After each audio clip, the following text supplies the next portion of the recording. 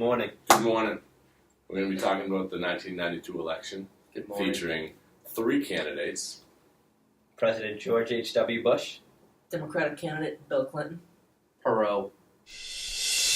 Alright, so as we mentioned, there were three candidates in the election, Republican President George H.W. Bush and his running mate Dan Quayle, Democratic-elect Bill Clinton and his running mate Al Gore, and Independent-elect Ross Perot and his running mate James Stockdale. So, George H.W. Bush was running for a second term after winning the 1989 election. He easily swept through the primaries, winning 73% of all of the votes. And Bush was expected to keep the presidency after a successful Persian Gulf War for the Americans, which saw Bush's approval rate bump up to 89%. And his renomination was considered very likely by many after a victory in war by the Americans.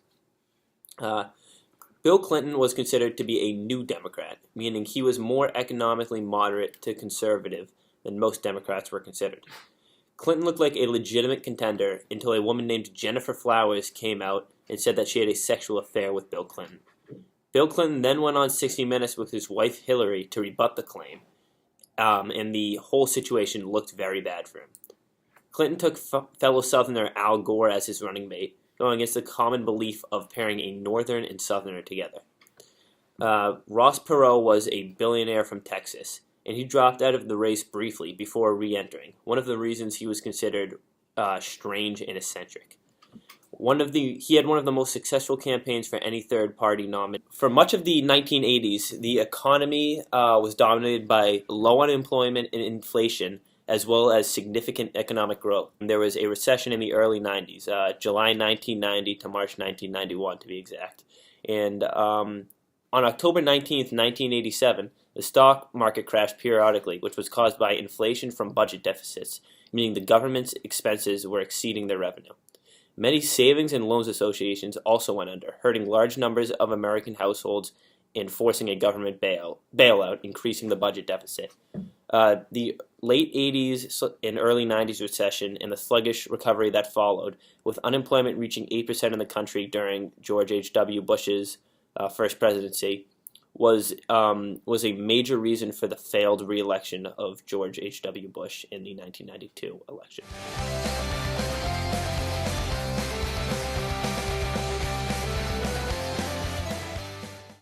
Now we're going to do a quick breakdown of the 1992 electoral map. And now all of the Northeast and the entire West Coast went to Clinton, and that those areas carry a lot of electoral votes that are very important, and they also show the way the demographics are going to fall for the foreseeable future. Bush won Florida as well as a number of states in the Southeast, and Clinton won the Midwest straight up north to south. He went like a straight line. He won every state that was right there. And Bush won the Central West north to south, so from Texas all the way up to North Dakota. And in like the sort of very west but not West Coast area was sort of mixed, but most of those states went in favor of George Bush. George Bush won Alaska, Clinton won Hawaii, and Ross Perot, despite getting 20% of the popular vote, won 0 states electorally.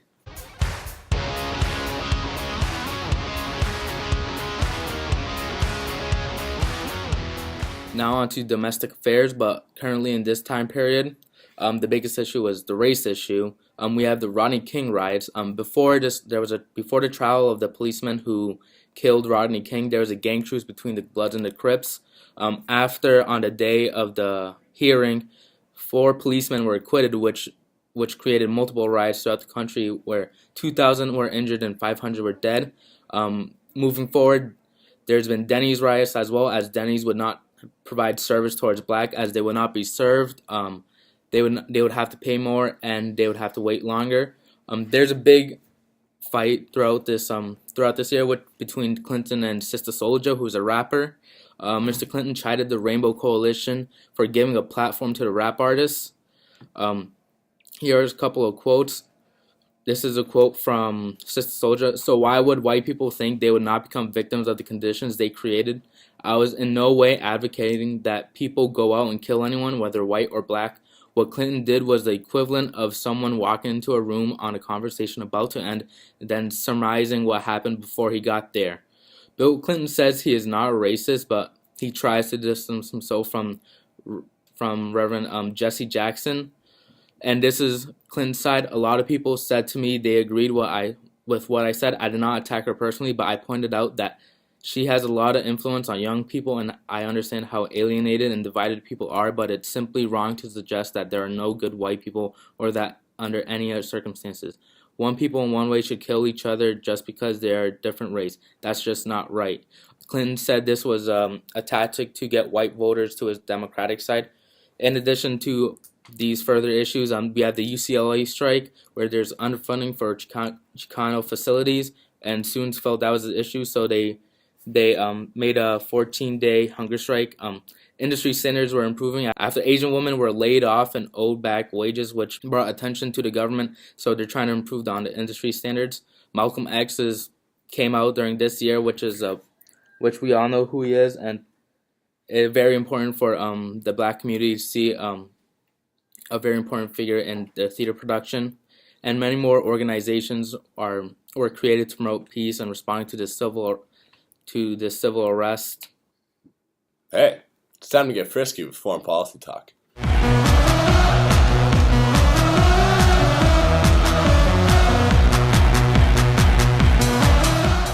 So, President George H.W. Bush is considered to be America's last foreign policy president.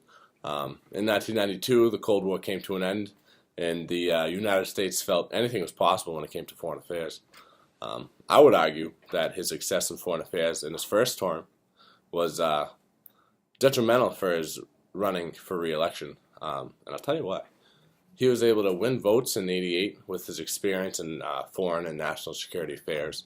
But now that they were in order, Clinton could use this to his advantage. Talk a little about Ross Perot's before I delve into Clinton's. Ross Perot's foreign policy was good enough to get him at least 20% of the popular vote in the United States in the '92 election. He argued that aiding Russia was very cost-effective, something that took some backlash considering the United States was coming fresh out of the Cold War. And he paid attention to developing nations. That was one of his focal points, since 40% of U.S. exports are sent to these countries. Although his ideas were all about bettering the economy, just as Clinton, it was not enough to win the election. Clinton tried to use a unique foreign policy with a mixture between idealism, internationalism, the use of force, and the reliance on multinational institutions. After the Cold War, the Democrats were a divided political party, and Clinton attempted to bridge the gap between the Democratic folks of the nation with a mixture of ideas and focus points, and named it Clintonism. I'll end with a quote from Bill Clinton here. In this new era of our first foreign policy and our domestic policy are one and the same, reviving our economy. This has been the administration's most glaring policy failure.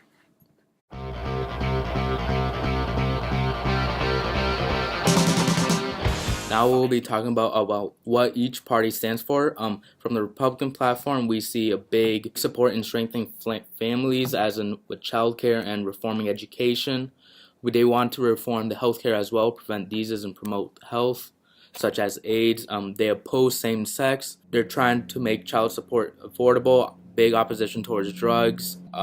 Oppose abortion as well, and they do denounce all who practice or promote racism, anti-Semitism, or religious intolerance. They're big supporters of conserving energy and environmental protection. They also want to promote free trade with other countries. As well, on the military subject, they do want to banish all nuclear threats after what happened with the Cold War and increase the military defense. Now on the Democratic platform, we see them really want to modernize America, as they will rebuild America by investing more in transportation, environmental technologies, also in defense conversion. They do support the space program, and they do believe in workers' rights. They do also push for affordable health care and a green economy. They do want an end of racism as well as to support the right of people of the Commonwealth of Puerto Rico to choose freely and in concert with the U.S. Congress. They want to improve their relationship with the United States. They also want to improve the health and the welfare of the youth as well. Help the poor. And they do support the right of every woman to choose, which is regarding the Roe v. Wade law case about abortion. They do want to combat crime and danger, as it is in critical danger at this time with firearms and background checks. As I said earlier, they do want to empower the poor and the middle class, restructure the military response to the Cold War, and promote democracy.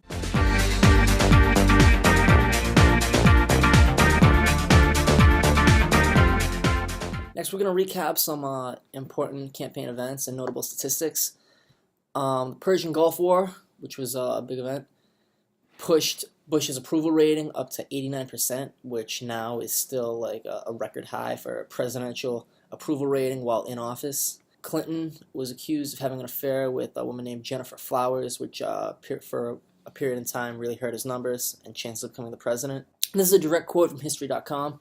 In the summer of 1992, Ross Perot led the polls with 39% of voter support. Although Perot came in a distant third, he was still the most successful third-party candidate ever since Theodore Roosevelt in 1912. I believe with 39%, he was the leader at that point. George H.W. Bush became the fourth ever sitting president to lose during a re-election cycle. And the dates of the presidential debates were October 11th, 15th, and 19th. There was a VP debate held on October 13th, and Election Day was November 3rd, 1992.